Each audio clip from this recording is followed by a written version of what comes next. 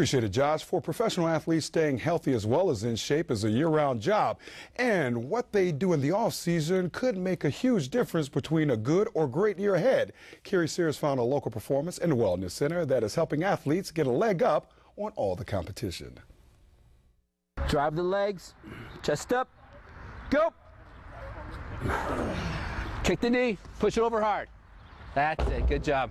Used to be you could take the summers off and get ready in training camp, but not anymore. Everybody trains and everybody's doing something to try to get the upper hand.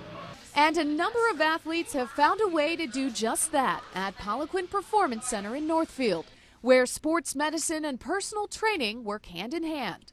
One of the most important roles that we play here is for injury prevention. That's why we have a fairly large medical staff here. So if we ever run into a problem within our evaluation or I see something that needs to be fixed, I can immediately send them over to Dr. Yost or Dr. Aiken, and what they can do with their ART in 4 or 5 visits will usually take me, flexibility-wise, about 12 weeks. ART, or active release technique, is a state-of-the-art soft tissue treatment that was a savior for Pro Bowl linebacker Brian Urlacher. He missed part of the 2004 season with severe hamstring strains, but ART helped solve those problems. This was a key component to helping him get better. A lot of elite athletes are starting to see the importance of the corrective care, especially with the trauma that goes on either in football or hockey, and in baseball with overuse.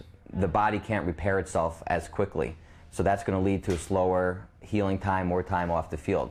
With ART, it's really expediting the healing process. After treatment comes training. Every athlete has a uniquely designed program based on their specific needs, but the ultimate goal is always the same. Our philosophy is that you try to fix the weakest link in the athlete's system, and that's always going to make them stronger and faster. While Poliquin has worked with all kinds of athletes, from the high school and college level to Olympians and the pros, they've developed a niche training hockey players from all over.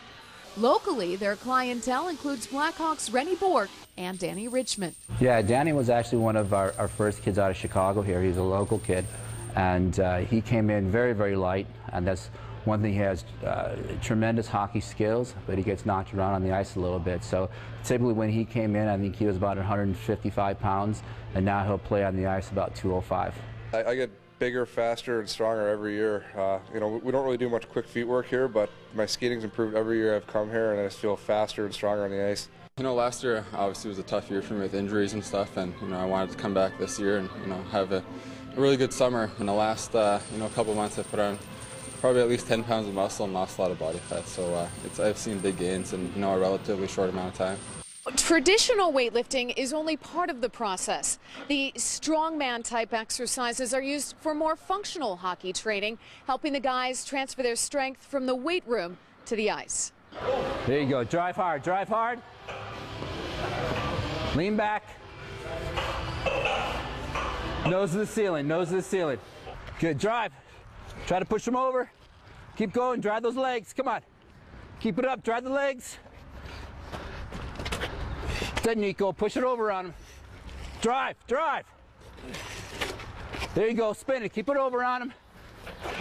Usually when you play against someone from like a farming community that's never touched weights in their life, they're very strong because they've been picking up boulders, pulling hay, doing manual labor. They're very, very strong. They're hard to move on the ice. So this is the very stuff that we try to duplicate. That's it, good job.